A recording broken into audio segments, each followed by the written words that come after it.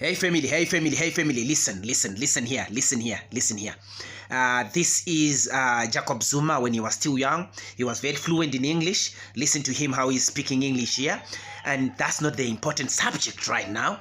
What I want you to listen to right now is what he is saying about the African leaders being forced to Lancaster House to go and sign some agreements which they did not agree with in the first place. So they were actually forced to go and sign. Listen. I've had an occasion, I'm not among those who left early 60s, among those who left mid-70s. I didn't see many liberation movements in Africa, but at least I saw the Zimbabweans. And I had an occasion to look at them when they were going to Lancaster House. I was with them in Mozambique. They were literally taken and bundled into the plane to negotiate and to come out with a solution, whether they like it or not. There was a famous meeting where the presidents of the frontline states called two leaders of the Patriotic Front, Goma and Mugabe. Somewhere outside Africa, there was a meeting of the non-aligned movement. And they called them and they said, brothers, we have decided that the issue of Rhodesia must be negotiated, and we have to go to the talks. And there were three presidents of the states in the region, and they said, if you don't want to go, then please don't fight from our countries.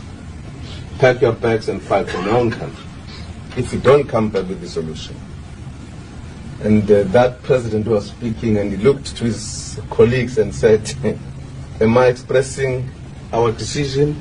The other one said, yes.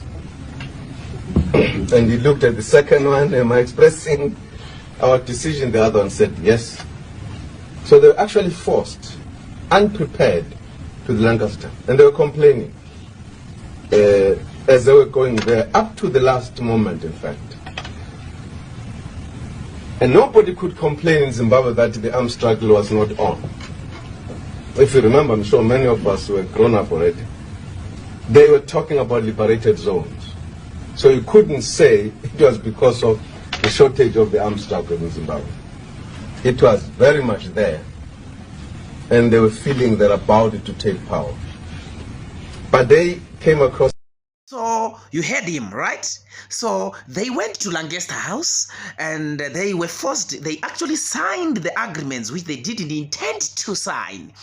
And therefore, that's the freedom that we are celebrating, that we have a freedom which was actually forced upon us by the colonizers. Listen, people, this is not a fun joke or something. This is very serious. Listen, we do not have the freedom.